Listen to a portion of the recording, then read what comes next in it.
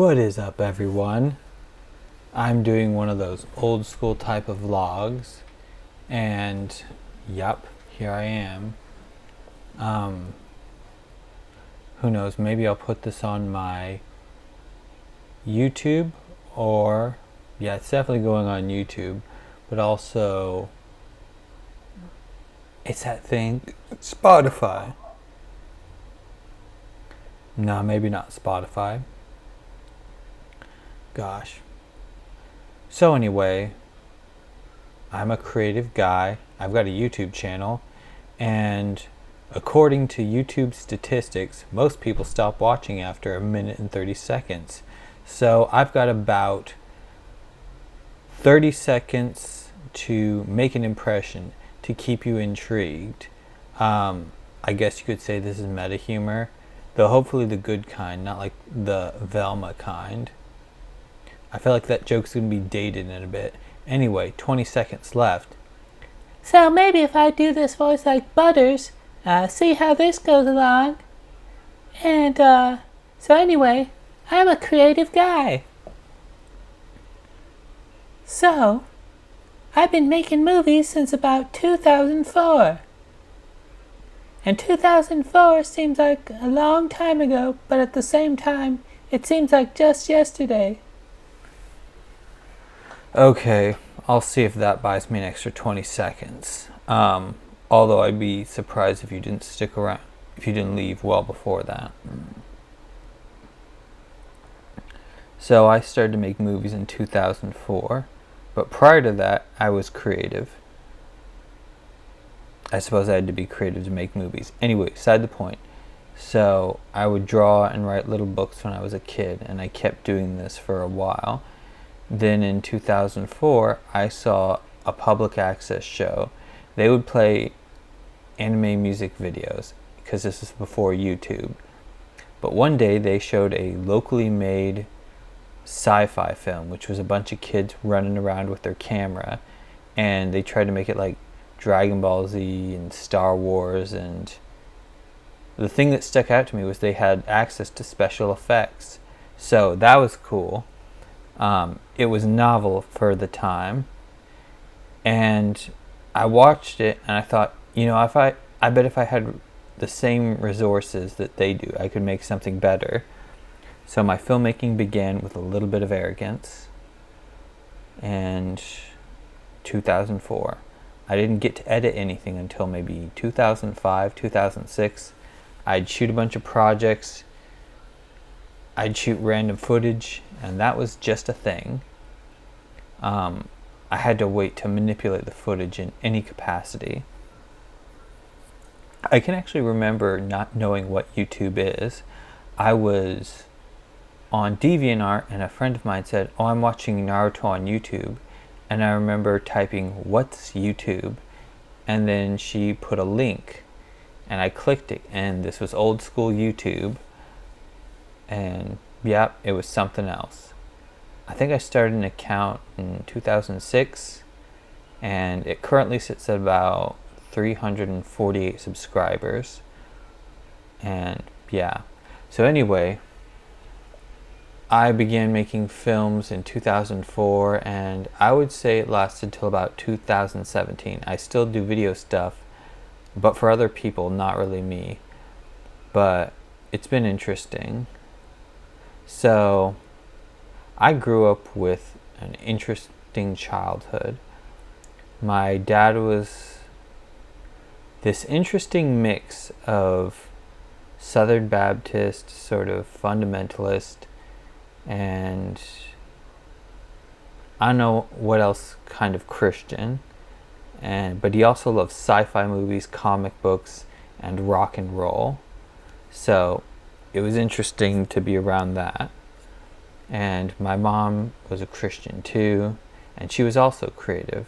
They met when they were in high school in 1979. My mom was just 15, my dad was 18, and they got married in 1981, I think, when my mom turned 18. Funny story behind that. My dad, at his church youth group, would volunteer to give people rides, and when he picked up my mom, he thought he was picking up another girl named Charlene or Darlene or something like that. So he mistook my mom for her. And then he found out he accidentally picked up the wrong person. So anyway, they're married in 1981, and my grandpa and my mom's dad, she didn't like my dad, and he didn't even show up to give her away at the wedding. So fast forward to 1987, I appear in the world. Just 2 years after the release of the NES in America, and 2 years before the Tiananmen Square massacre. Yeah, it was eventful. I mean, it was the 80s. Anyway, so yeah, I'm born, and I have brief snippets of life before being 4 years old. But I just remember being conscious one day when I'm like 4 and like, oh yeah, everything's already set up. It was kind of, the best analogy I can give is, it's like when you're 20 minutes late into a movie and you walk in after that first 20 minutes, then everything's already set up. It was kind of like that. And so anyway, I remember having a sister. And I remember, what else? I remember we watched a lot of videotapes. We had a VCR, and that was our thing. And I remember I lived for Saturday morning cartoons. And I remember we'd go to the library a lot because you could get movies for free there. And that helped us save money. And although everybody and their mom loved Blockbuster, our video store of choice was Hollywood Video. I think they had cheaper deals. Anyway, I remember on Sunday we'd go to church, and my grandpa was the pastor, and there was one location all the way down close to what is now Stone Oak, and we met at like some sort of kindergarten place for the church until we got our own building. I want to say in 91 or 92, not 100% sure.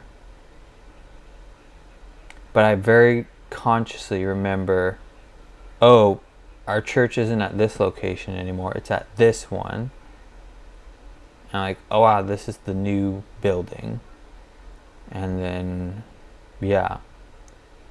And I just remember most of my family, my dad's brothers, went to that church. I mean, our grandpa was a pastor, so it makes sense. And I remember there being some people I liked there who weren't our family, but as time went on towards the end of it, there were some people there who I kind of didn't care for, but I don't want to dwell too much on that. By default, I liked all my family members who were there. So yeah, we'll say that much. Anyway, I remember, let's see, 491. Oh yeah, I think at some point in 91, I find out, oh, my mom's going to have another kid. This time it's a boy, so that would be my first brother. And at this point, we'd moved from like an upstairs apartment to a downstairs one. And I remember the day that she brought my brother home.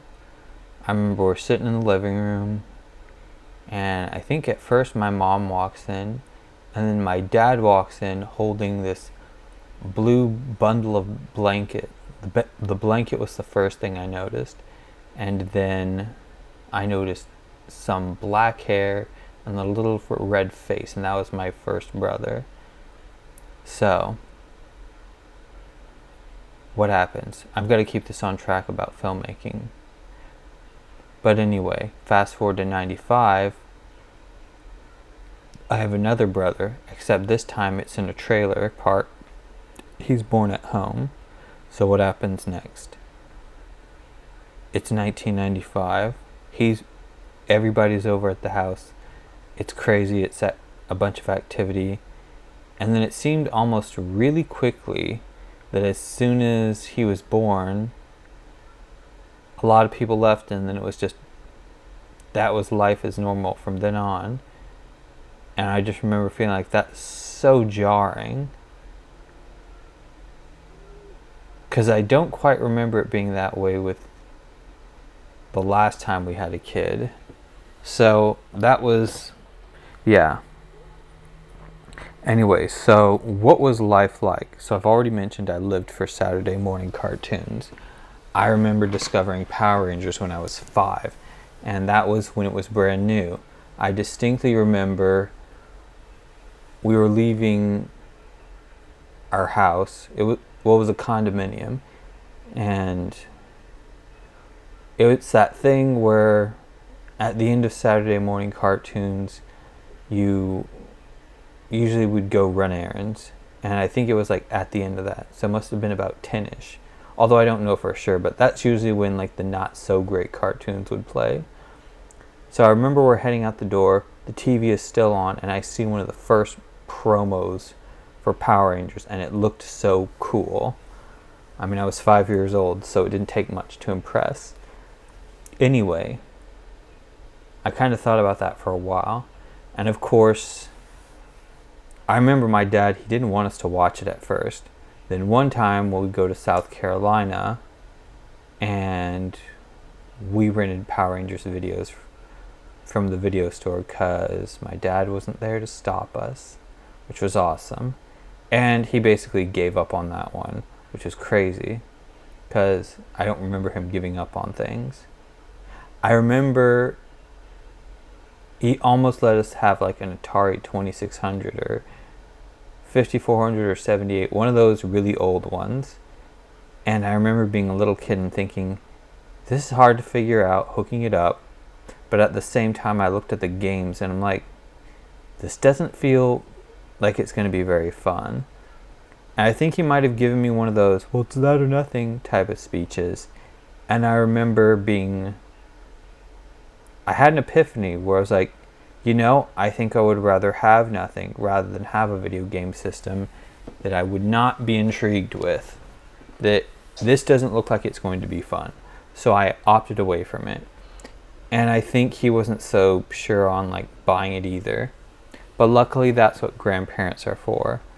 Because it was either 98, must have been 98.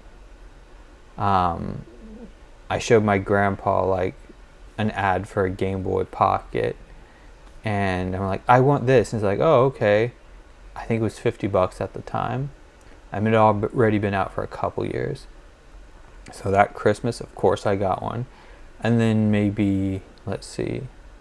Oh, yeah. I remember there used to be a Target that was on Windcrest or Walsham. I forget which. But anyway, it had a video game section. And there were two systems you could check out. One was the Sega Saturn, the other was the PlayStation. I'm sure there were places that showed a demo for the N64, but we went to this Target fairly often. So anyway, I checked both out. The thing with the Saturn was all the games that I was interested in that I thought looked cool, they didn't have a demo for. The PlayStation, it had a playable demo of Crash Bandicoot. I'm like, okay, this is fun, this looks cool. And I remember putting together in my mind, oh, this must be their mascot. This must be their Mario or Sonic. So anyway, what else? Oh yeah, big thing for me. 1996. I heard about this movie, Harriet the Spy, coming out. And I remember me and my family went to Dollar General and I saw a notebook like she was using in the movies. And I'm like, oh wow, something in a movie that is like in real life. And so I would go around writing stuff down like in that movie. I also remember when we moved to a trailer park, it was 94, and that Hollywood video that was on Nacogdoches and O'Connor, that was where we'd go for years. And I remember 1995, Mighty Morphin Power Rangers, the movie, comes out. And it's amazing. The effects look dated by today's standard, but you know, nostalgia does some crazy stuff. So anyway, what happens next? 1996, Harriet the Spy. Oh, Power Rangers went Zeo. That was the first time that they really decided, let's do the whole thing that they do in Japan, where every year, new suits, new Zords, everything. In Mighty Morphin, they experimented with it, where they would change Zords every year, but they would shoot stuff with like what we knew to be the Mighty Morphin Power Rangers costumes. The only sort of exception was when they brought in the White Ranger instead of the Green Ranger.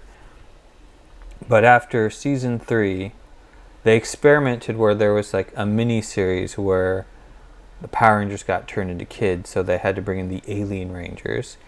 And that's when they used suits from... That was really the first time they had a team that had different suits. And then, of course, there's Zeo, and that lasted for a year, and then they came up with Turbo, and then Power Rangers in Space. And that was kind of the conclusion of the initial run, where there was like some level of connection. I guess you could say Power Rangers Lost Galaxy also, but yeah. Oh, I can't believe I almost forgot this. Pokemon was a thing in '98. I remember seeing commercials and thinking like, I wasn't quite sure what it was actually. I saw ads for the cartoon, and then I saw ads for a video game, and I didn't know what to make of it. I had no concept of what an RPG was. For me, like, video games were, you go from the left of the screen to the right, and there are levels. I just remember I remember looking at artwork, looking at video game guides, and I couldn't contextualize it. It was like, I don't know, something wasn't clicking. And like, how do you make them jump? How do you do this? I don't know. Again, had no context to go off of. I was filling in the gaps. And then at church, there was a kid who had a copy, and he let me play it. I'm like, oh wow, this is so different. And I think I did something, or I did a chore or whatever. My dad bought me a copy. I bought Red and Blue at some point. So anyway, yeah, that was amazing. And then I remember I would actually walk up to, there was a Kmart by my house. I would walk up there when they had gold and silver.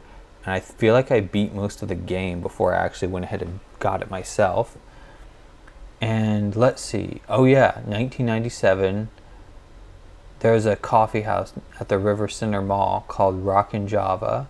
I remember my mom was going to try to go to college or something. But the same night she dropped off the forms, we got invited to play music there. Not by we, I mean my mom and dad. And she thought that was amazing.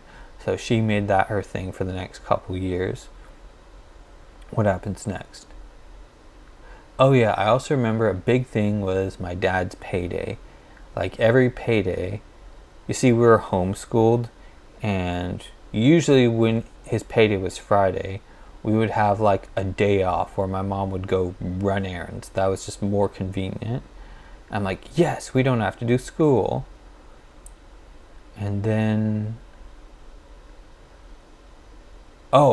sometime between 96 and then, we got cable. Or I think the trailer park we lived in provided cable. And at first we got Nickelodeon, and that was cool. We could watch cartoons actually up until like 6 or 7 in the evening, I forget. And then we got Cartoon Network, and that was amazing.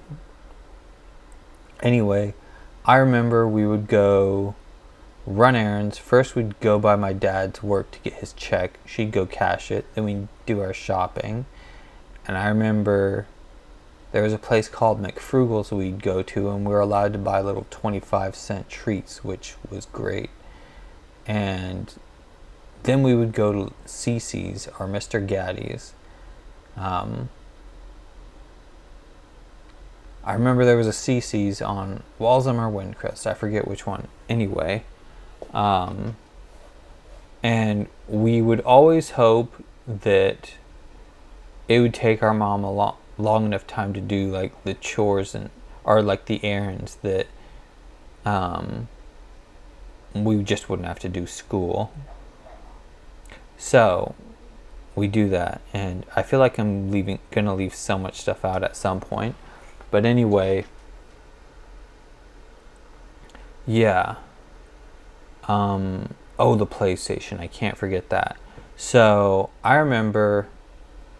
So this is a funny thing. Shoot. I'm trying to get rid of these ads.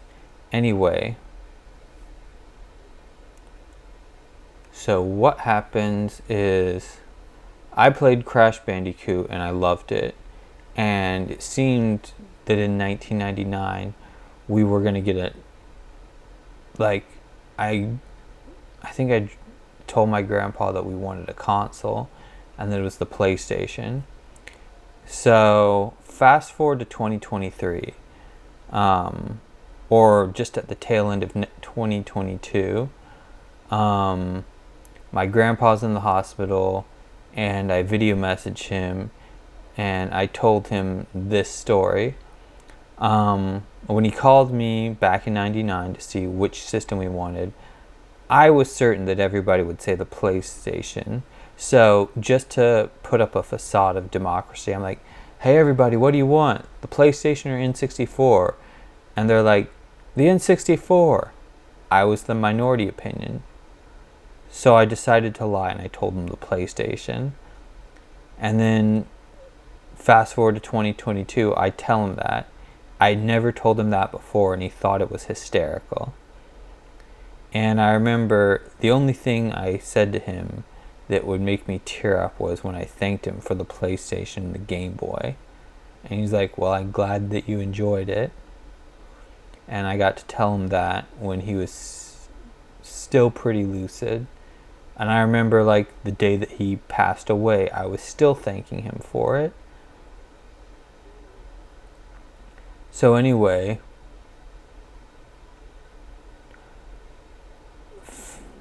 movies. Oh yeah. So from like, I believe 97 to 2000, like the actual year 2000, my mom and dad would go play gigs. They'd play at coffee shops and stuff, and my mom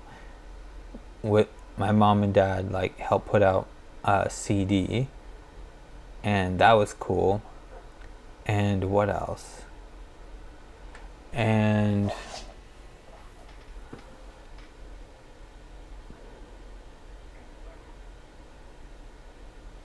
I think this was in 99 or sometime in the 2000s. I remember one time after church we went to this Chinese restaurant called Full House, and I remember I thought that the hostess was lovely. I'm just thinking like, wow. I mean, I'd had like crushes on girls and stuff before, but in that kind of little kid way. But this was like it kind of felt like the first time where you wanted to, as like a peer, go up and chat with someone who you're interested in. And I remember she came up to our table and started chatting with everyone. She was a really outgoing person. And this happened one time. And like my uncle and my grandpa were big into tech, and they found out that she was like going to college and studying the Linux operating system, and they nicknamed her the Linux Girl. And I remember thinking, I really want to go up to her and talk with her, but realizing she's in college and I'm 12 years old, and that would be grossly inappropriate and just feeling so disappointed. But anyway, I was 12, so, you know. Let's see, what else? Oh yes, my favorite video games on the PlayStation.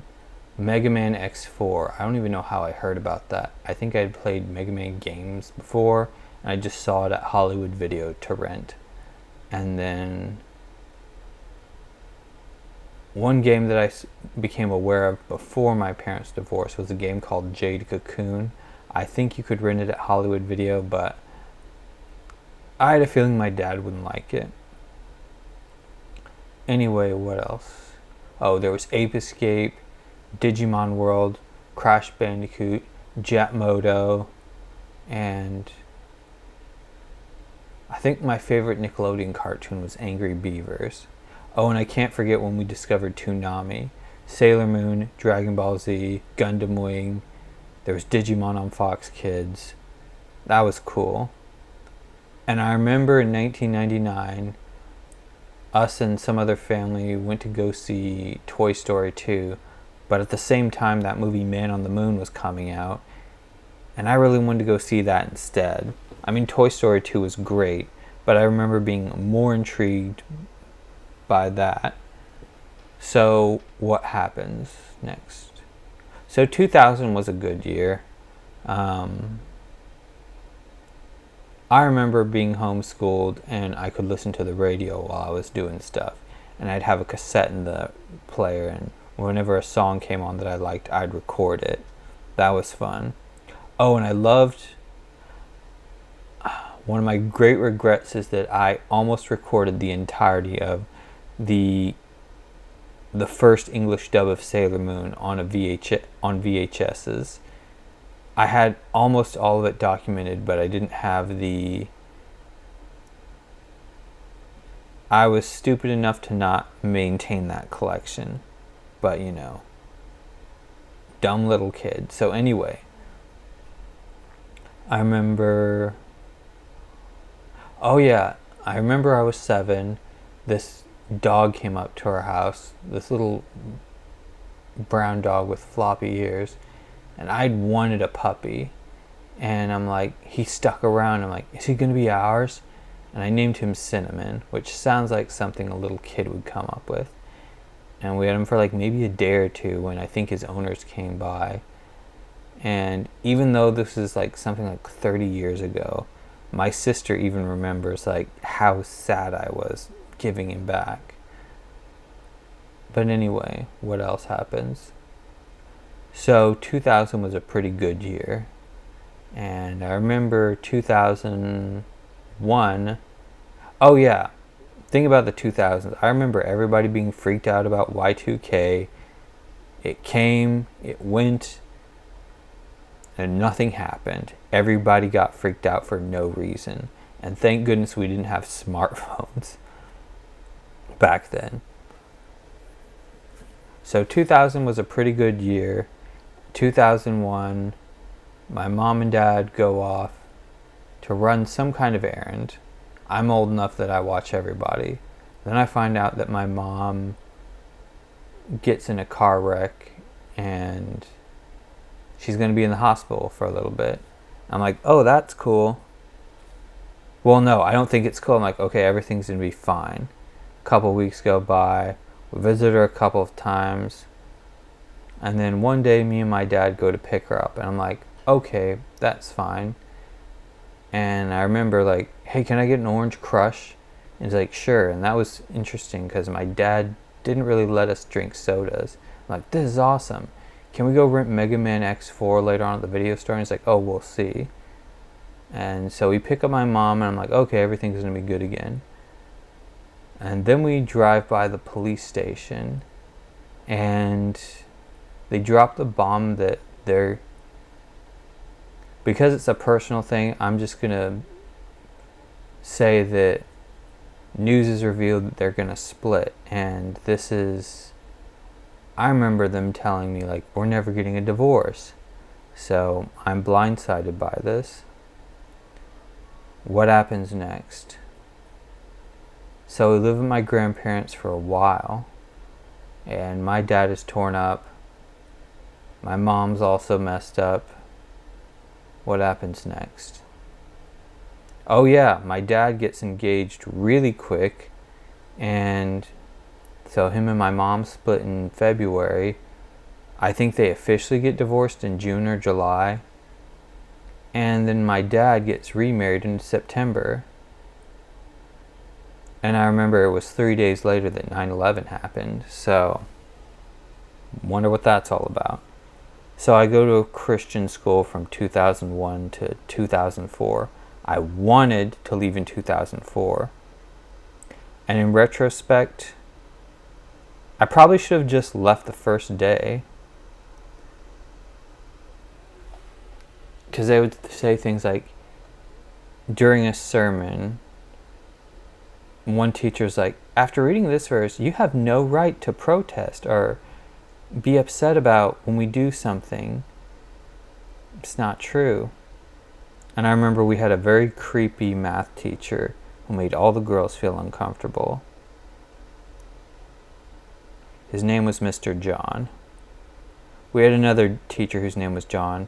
He was cool, but this one looked all bug-eyed and creepy. I won't say his last name, not because I'm trying to protect him, but because it sounds like the name of a country of which a great many of my friends are from, and I don't want to, I feel like it would be a disservice to them. So, you get off. Yeah, you're lucky, dude. Anyway, so I remember one time he said to some of the girls in my class who weren't listening to him, which if they weren't, there's other ways to chastise them or get their attention. But he says to them, and this is a creepy dude as it is, I can make you feel very uncomfortable. Now, I don't know if uncomfortable meant in the early 2000s, what it means now in the post-Me Too movement. I came this close to going up to him and saying that's not cool. And I remember I had an English teacher named Miss Tracy. I told her about this, and she's like, well, sometimes teachers need to do that. I'm like, that's so not appropriate.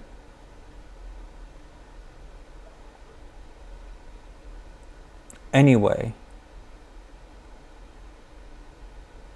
and there were other teachers, two who were cool. A guy named Mr. Phillip. He was a Greek teacher and a Bible teacher, and John Heberling Sr. He taught English in Taiwan in the 70s. Both of them were cool, so nothing bad on their part. Mr. Phillip, I remember he was a young guy. He was only 6 years older than all of us. And at first, people had a hard time relating to him because he came from a well-off family. Didn't seem like he'd gone through anything much in life that was rough. But at some point, towards the later half of my high school career, he had a terribly tragic loss, and finally we could relate to him and we connected with him more. I wish that hadn't happened, but we were able to, a bridge had been built between us and him.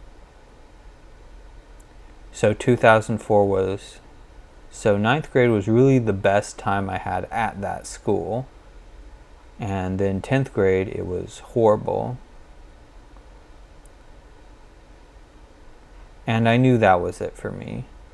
And after the summer of 2005, I knew I wasn't going back.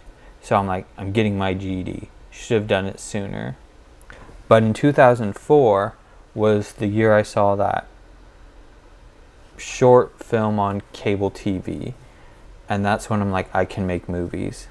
And I guess one of the good things about going to this school and the church it was connected to was, let's see, I had a friend in the youth group who had a high 8mm camcorder. It was on a cassette tape. He let me borrow it, and I shot a film. And I remember feeling like, yes, I have access. But then 2 years went by before I got proper editing software and a computer. My Uncle Todd put that together to me, so props to him. I remember it had maybe 256 megabytes of RAM, and it had 8 gigabyte hard drive space. So this is 2000. It was refurbished, so it was probably older than 2005 or 2006. But I had stuff to edit.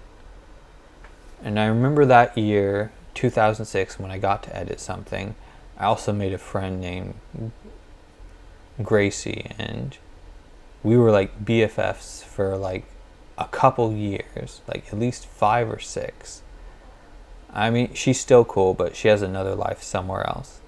Anyway, so 2005, I get a job at Chick-fil-A. Been there ever since, except for a brief spell in 2010 to 2012. Now, my mom's had, let's see,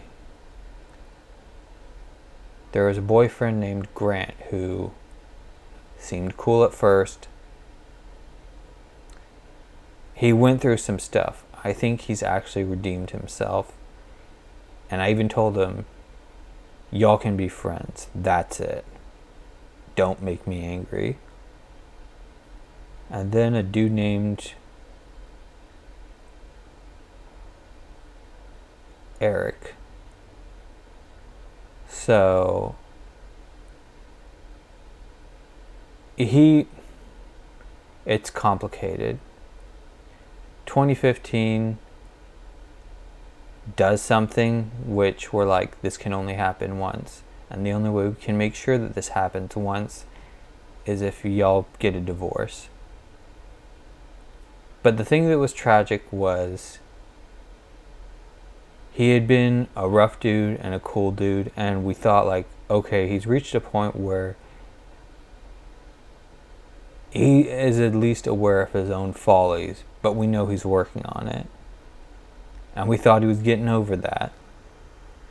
And it took their divorce to help him put himself together. So God bless him, but it's just a shame things had to turn out the way they did. So 2006, so from 2004 to 2008, I just shoot videos with my friends and my family. And I've got to mention, throwback to the 90s and early 2000s. 2 of my favorite PlayStation games, Monster Rancher and RPG Maker. Monster Rancher was a game where you could put any CD or DVD in the PlayStation and it would generate a monster. RPG Maker is, as it sounds, you can make your role-playing game. I would later find out that in the 80s there was already a game engine called RPG Maker, which was exclusive to Japan up until like the late 90s, and then they brought it over to the US first in the form of that PlayStation game, and it was awesome. Okay, back to the 2000s. So 2004 to 2008, I make my own movies with my friends and family. 2008 was significant. I found the church that I currently go to, although I didn't start going. But it's related to movies. So, social media was just starting to become the thing that it is now. But it wasn't of substance that you could make connections and whatnot. So, I was looking for actors on Craigslist, and yeah, that's how I found my first actors who weren't my family. This was the first. I was making a project that needed other people I didn't know, so I used Craigslist. What else? Oh yeah, but for this one project, I knew I needed an Asian actor. Again, social media wasn't what it is now back then. So my idea is post flyers at restaurants and stores. One store in particular, I spoke with the owner, and he's like, oh, you should go to this church. Church was called All Nations. So I go and I visit, and they didn't even have a building back then. They were renting space out from a building, and it was a Korean church. It still is a Korean church. And I sat there with a translation headset on. This was 2008. So the headset at the time was very staticky. But I remember the analogy being made was of a spider that lived at the bottom of a riverbed, and it would have to go up to the surface and get air and go back down. And they made an analogy with that. So that stuck with me. And I tell that to my pastor now. He's like, wow, you remember that? I'm like, yeah. So I visited there maybe 2 times or 3 times, and then I just drift apart. So I do make this movie. It's 2008.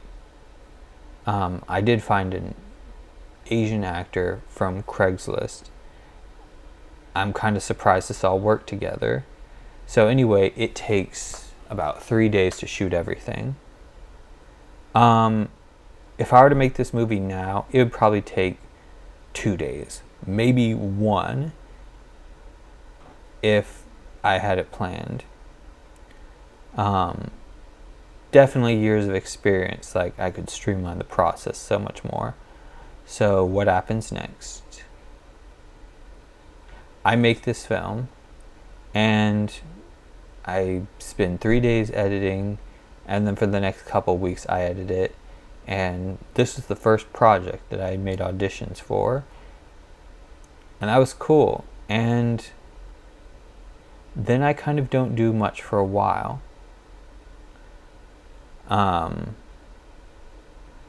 It wasn't until 2009 where I'm thinking like, okay, I'll do something again. And then my camera gets stolen. That sucked. I didn't really have money to go get another one.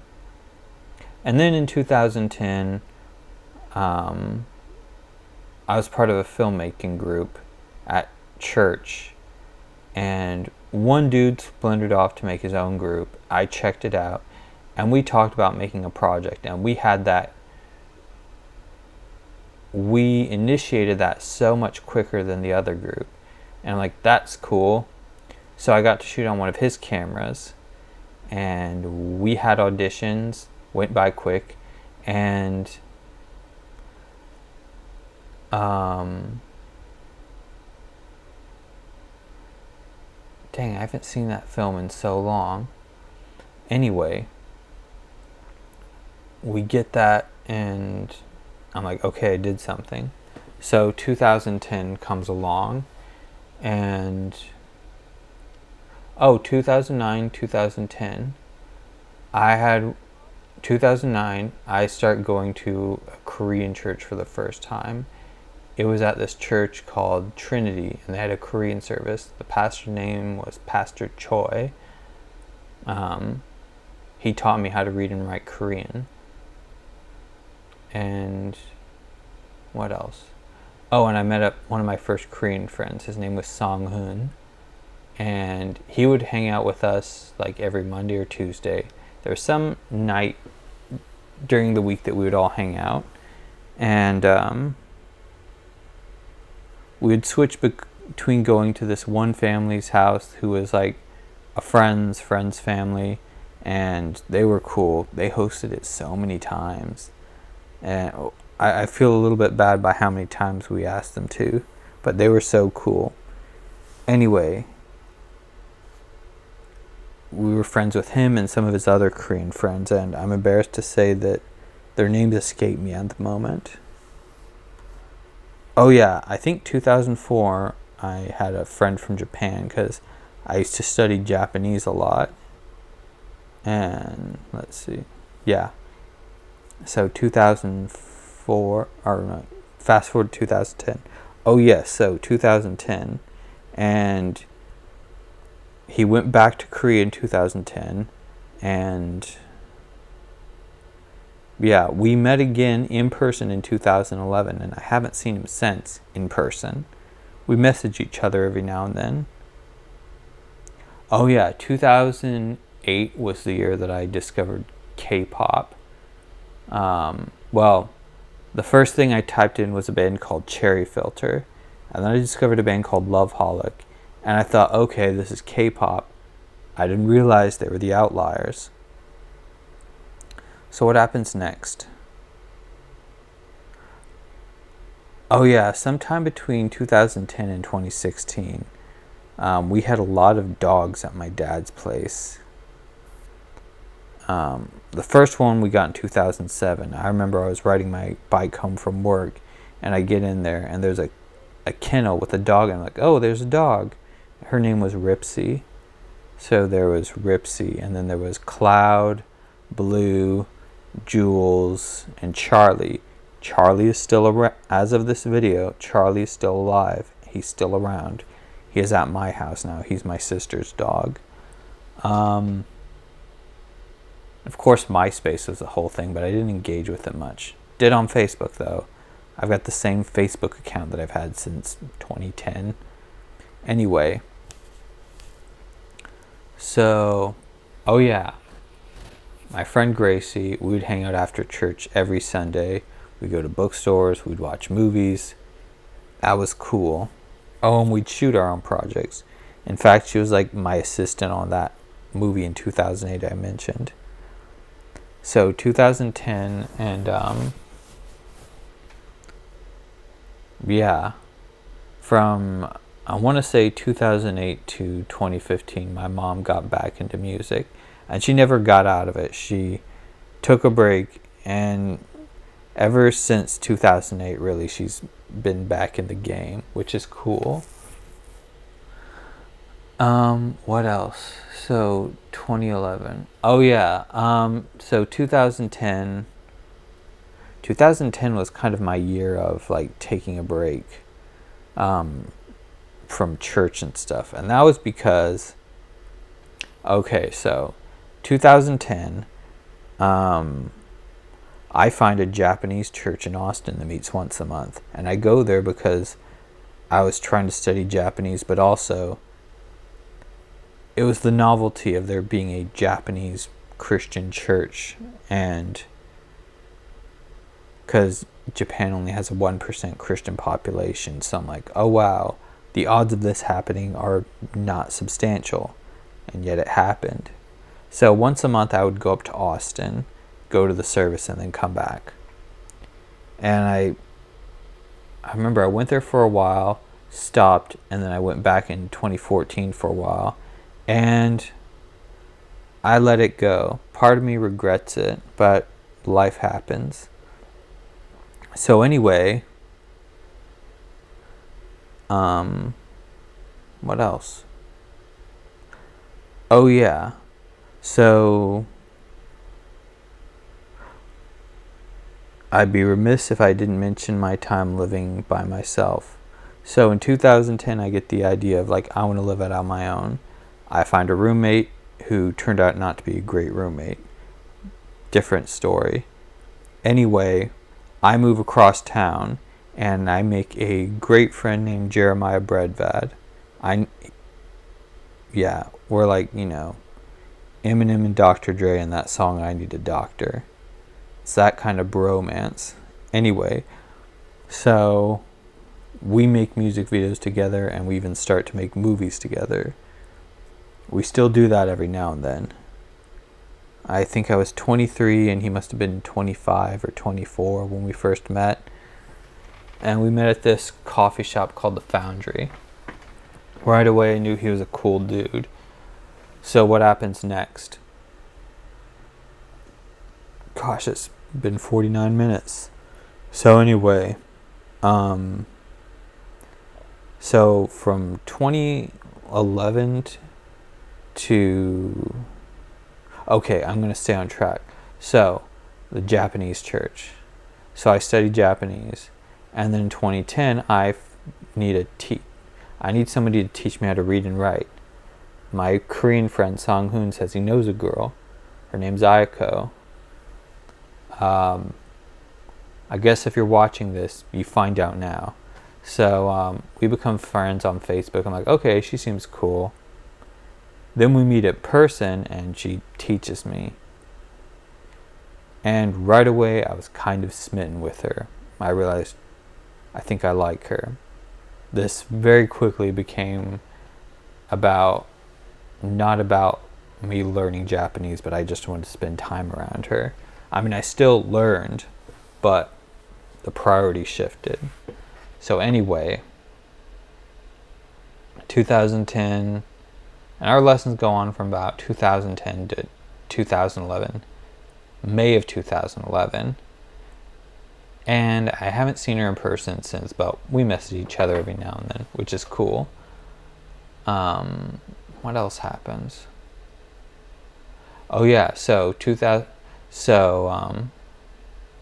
I remember I had a car in 2009. I got a Mazda Protege 91. Yeah, on my way up to Austin, on my way home from Austin, I should say, from the Japanese church, it stalls out and I'm stuck there for several hours. But I pray about it, the car moves, and I get home. And then I don't have a proper working vehicle from like 2011 to 2012, 2013. It was a couple of years. The bus was very miserable. So anyway, 2012, my sister was my roommate for a long time. She wasn't the previous roommate, but she moves out, and the coffee shop I work at, they go out of business. So I go to another job, and they don't give me enough hours, so I get evicted. And then my dad's like, you can move back in with us. So I move over there, and I'm still working at that place, Corner Bakery, and that was where I found out that Tony Scott died. I would get to a Starbucks, go hang out at a Starbucks like an hour or so before my shift began, and when it got time, I would walk over. And I remember I passed by a newsstand and found out, oh wow, he passed away. And I was like, dang, this is 2012. And so I'm looking for a new job, and I called for info at Chick-fil-A, the one I used to work for. I didn't want them to know it was me, so I tried to use a fake voice, and like, is this Robert who used to work here? And like, yeah, and I said why I was calling, like, well, you could come back here if you want. I said, thank you, but I'm trying something else. And they said, well, you're always welcome back. After a couple weeks of searching, I'm like, okay, I'll come back. And November 5th, 2012, on Guy Fawkes Day, I started working there again, and I've been back since. And I kept it a secret from my sister for a long time. So what happens next? Okay, fun fact I forgot to mention. I believe it was 2011 when I got another camera. And I made my first music video in 2010, and then a second in 2011. And those were with my mom because she was a musician. I'm like, let's make a music video. And what else happened? Yeah, 2012, I decide I'm going to make a feature film, and it was basically a ripoff of Nightmare on Elm Street and Evil Dead. And that didn't get completely finished until 2013. And then I remember at some point, I think I had the idea that, like, I need to do something significant. I needed a much better camera than I had at the time. And so I worked a crazy bunch of hours in 2014, and with the help of my then pastor, I was able to get it much quicker. The camera was $4,000. Putting that money together was no easy feat. So, one thing I forgot to mention. In 2011, I decided I need to make church a more regular habit, but I don't have a regular vehicle. I take the bus everywhere.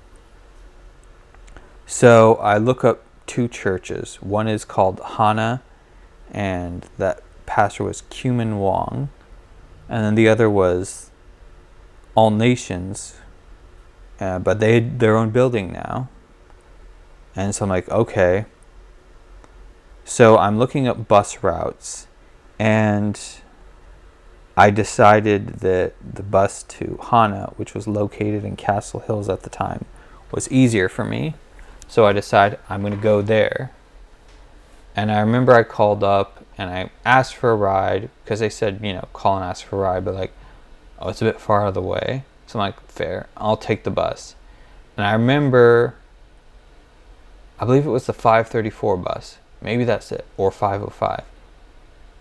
Anyway, I remember I came this close to going in the opposite direction, where I'd wind up going down Wurzbach Parkway.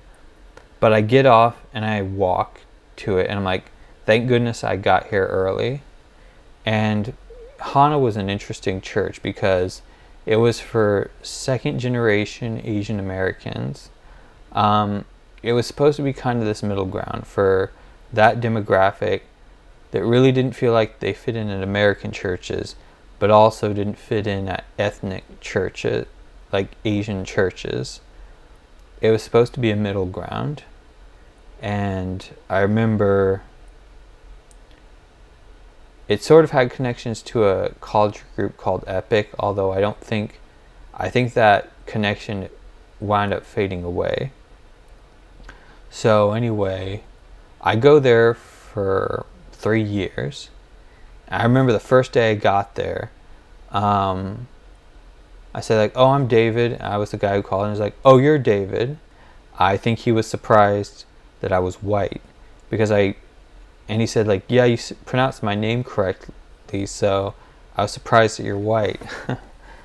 Anyway, so I go there for a couple years, and the service is in English, and Cumin was a really talented pastor, a great speaker, and it always baffles me that his pastorship ended. He did it himself because he was paying for this out of his own pocket, but kudos to him for fighting the good fight for as long as he did. It was admirable. And I had some friends there, and I feel like this video is going to go on for a bit. So funny thing, I'm going at this church for a couple weeks, and it's a couple weeks I'm kind of not I feel it's hard for me to connect, and I'm thinking of not going. But anyway, I meet this really cute girl, and we start talking about video games. Like, okay, maybe I'll keep going. So I keep going, I don't see her, but I like the message, so I stay. So one time, we're at a Bible study, and we decide to go to a restaurant afterwards. And there's this woman who's about old enough to be our mom. She's there, and we're sitting at this Korean restaurant called Arirang, and I'm recounting this story. And this other girl, so I'm having dinner with my friend James and his wife Lucia. They're both sitting here. Me and this girl Nami, lady Nami, we're sitting here on this side. I recount the story, and my friend's wife Lucia, she's like, oh, that must have been Nami's daughter. I'm sitting right next to Nami, and I'm trying to say like, oh no, I don't think so. And she's like, no, I remember this conversation happening. I remember watching it and being like, yeah, go David. And I'm like, oh gosh. And and Nami is like, oh, it's okay. I'm glad you think my daughter's cute. That was funny. This was like 2011. So anyway, I stick to this church for a while, and eventually we move locations we ran out of room from a church on Bandera. And then one time in 2013, we decide to take a break that Sunday. So I go to visit All Nations Church at its new location. Like, okay, this seems cool. And I think like, man, if I wasn't going to the church I'm going to now, I'd probably go here. This comes back into play. So yeah, brief thing about my feature film. I still didn't have a vehicle when I did it, so I would borrow my dad's car or someone's car. I would take the bus if need be. And I finish it. I do some pickup shots in April 2013, and then I have it finished. And I actually had a premiere at a small little coffee shop. So far, it's been my only premiere. And I got to see one of my friends from my old film group at church, Tim. Hey, Tim. And he brought his daughter along, and that was fun. That was cool. I need to make a feature film and have another premiere. Anyway, so I visit that church, and I think, oh, this is cool. Anyway, and I'm like, man, this is the church that I almost started going to. So one of the things I noticed at Hana is, as I kept going, the numbers got smaller and smaller, and towards the end of 2013, it got to be even smaller. One of the things that was interesting was our service time. Our service time, I want to say it started at 1:30 and then ended at 2 or 3. I don't know, but we'd stick around until maybe 4. And it was one of those interesting afternoon services. Yeah. Oh, also, around that time, my friend Pastor Choi, he moved to someplace out of Texas, and he's now a pastor in a church in Georgia, so that's cool. I ought to visit him sometime. Anyway, so 20, as time goes by, kind of our crowd at Hana, it gets smaller and smaller. And then one day, Cumin, he's like, I'm thinking of packing it in, guys. And at first I'm trying to rally everybody to like fight for it. But then he's like, well, I want my kids to be able to go to a youth group and have that experience. And I relented. And I felt a mixture of guilty, but also kind of, I was proud too, because I was making a choice. I was thinking, should I just stop going? But I felt proud for sticking it out until to the very end. So, in 2013 I got my first scooter. I was so vehicularly challenged. I'm like, God, I'm not going to be able to get a vehicle unless you intervene and help. My stepmom's dad gave me a small loan, which I wouldn't have qualified for on my own. And I was able to get a scooter. I took the safety lessons, took the test at the DMV, and I got a 2013 Genuine Buddy scooter. It was 170 and it was green. And yeah. So anyway, what happens next? Oh yeah. So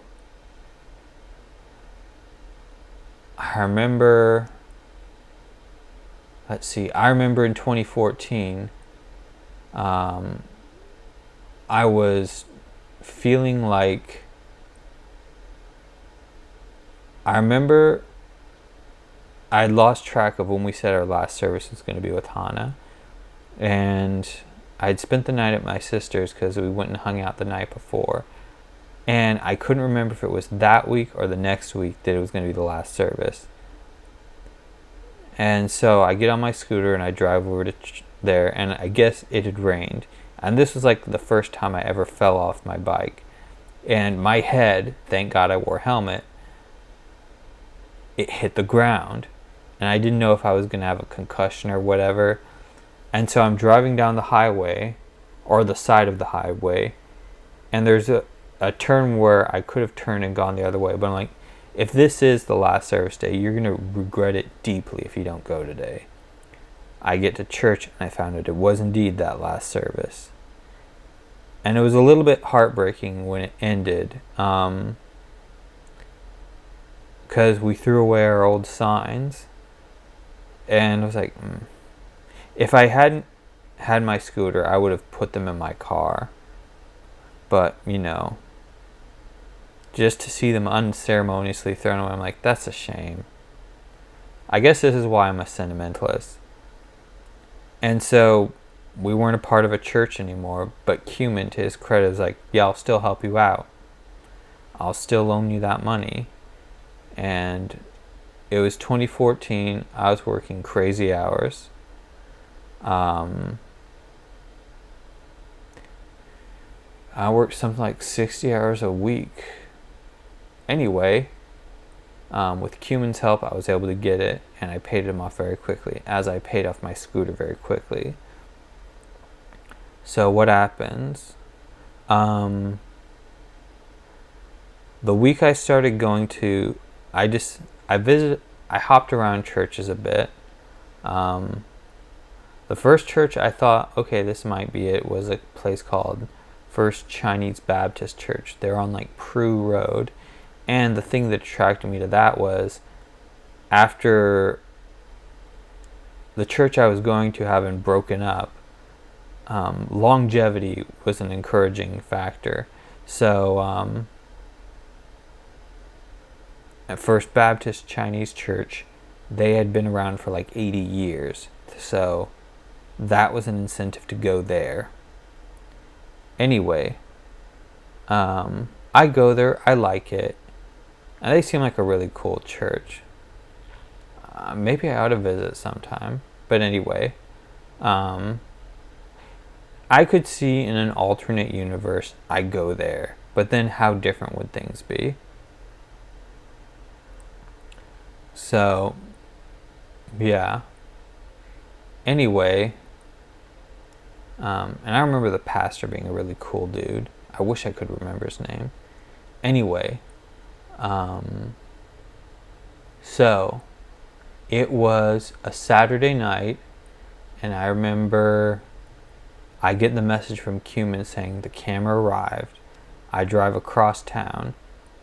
I get the box from him. I hug him. I say thank you so much. And yeah. Then I drive back home. I unbox it. This is so cool. I still have it with me. Anyway, so the next day I go to All Nations Church. And in my mind, I kind of already have the idea of like, I'm probably going to go to this place. So I go to the English service because I just figured the last church I went to was English speaking. So why not go to this one? And they're nice people. They're lovely people. But it kind of just felt like it's not where I'm supposed to be. I like it. I like the church. And so it was maybe the fourth week that I went where I was like, hey, is there like a college group here? And like, oh yeah, basic. And it was just as lunch was ending. So I asked them to show me that. And I got out just as they were having their Bible studies. I quickly get introduced to Taylor. Hey, Taylor. And he's kind of a leader there. And they find a Bible study group, or as they used to call it, a Darakbang. And then I won't give away her name. I'll just refer to her as S. Anyway, I'm introduced to a group led by S. Anyway, and she has a lovely voice. And then I find out she's a translator for the KM service. So, yeah. The next Sunday, so I do a Bible study. We go into our multi-purpose building, which is being constructed, and there's no AC. It's sweltering hot. So I move to a different room. And I think next Sunday I'm going to go to the Korean ministry. And that's when I find out she's a translator. And I'm like, what a lovely sounding voice. So I make it a point to go to the Korean service. And it was after the second time I go, I find out, oh, we're going to have a hangout at our church mom's house. And we make like dumplings or rice cakes. And I made another friend, Dongyu. But anyway, so that's cool. And I did make some other movies. I basically took a bunch of footage that I would record. I had a loose idea of a story in my mind, and I called it Invasion. And then I had some other short films that I had put together, like guys breaking into a house or whatnot.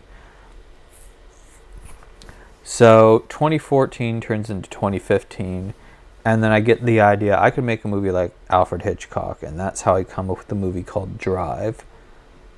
No, not Drive. The Ride. No, shoot. Drifter. That's it. Gosh, I'm getting it. Drive is the one with Ryan Gosling. So, what do? Yeah, I'm planning this movie, and my friend S has to go back to Korea because of some visa stuff. And I realized that I had like a huge crush on her. So of course that sucks. She's not going to be around. But in retrospect, it was a good thing, because if she had stuck around, I probably would have just tried to impress her and not focus on making myself better. So such is life. And yeah. So stuff happens. I make my film, but this is the time when my stepdad at the time, he does something which we can't let it happen again. So things were ended with him. And I finally move out of my dad's place and into a house that's going to be with my mom and my two brothers. But then she meets a new cool dude. Things take off really quick. And then it's me, my brother, my other brother, and his now ex-girlfriend. And yeah. And so, let's see. 2016, I really don't do anything. But then, this is where it's a bit controversial. There are a lot of events involving guns. And I get inspired to make a story about that. Particularly 2 events that happened in Florida. I take loose inspiration. So I make plans and I make a film in 2017. 2017 was also the first year that there was an incident with my family regarding mental health. That shocked me. But I make the film. 2018, I think about making another film, but 2 more incidents with family members happen. The cool thing about 2017 and 18 is 2017, my friend Dongyu, he wants me to make a video for our Wednesday night prayer meeting. And he says it doesn't have to be perfect, because there were other events that I'd filmed for my church. I started to make films for our church in 2015. First for things called Parents' Day. We do a little musical number. They played it in the main sanctuary. And I remember when it was done, the pastor said, that was made by David Wells, who wants to be a filmmaker. And I'd been going to this church for several months at this point. But that kind of felt like my real introduction. So I'm like, cool. 2015, after all the craziness with Eric dissipates, I'd gone to this the year before in 2014, but there's a thing called Noloa, which is an open house for all, inviting new people, new college kids to our church. We have games, a sermon, food. Usually lasts 2 to 3 hours. So anyway,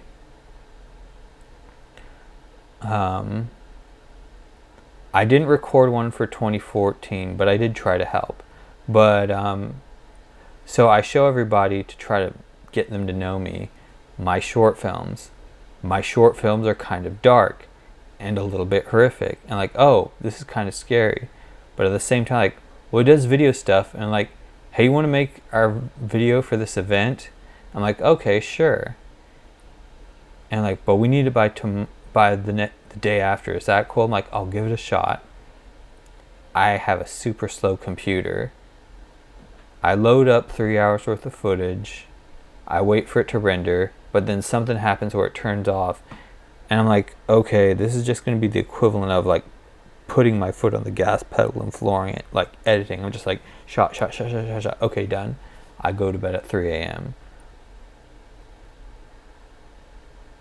To this date, there hasn't been a year where I haven't done that. Yeah. I've been doing that since 2015, making those videos. And then later that year, we go to a place called Mo Ranch. There's a retreat. Nobody asked me to film it, but I'm just already going to film it. I already have the intention to, but our group president at the time says, hey, would you mind bringing your camera along? I'm like, oh, I was already going to. So anyway, and I've done that ever since. 2020 was the obvious year we didn't. Oh yeah, then 2017, yeah. I go to Sioux City. I go on a short in-state mission trip to Sioux City for the next 3 years, 2017, 18, and 19. That's cool. And I do videos for those as well. And yeah. 2019, I sort of start a project, but I'm not totally about it. And honestly, I guess like, let's see, 2020, I wanted to try to do movies again. We all know what happened then, so although I shot more of the project that I started in 2019, and I think I shot some more in 2021. 2021, things start to normalize, and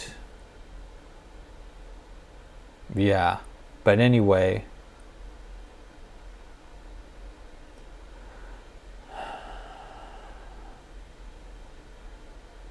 it's gotten really difficult to make a project, and I think I might finally feel like making one myself. And yeah, 2023 was also 2022, my aunt passed away, and then a year later my grandpa. We almost lost my grandma in 2021. I guess almost to conclude this video, I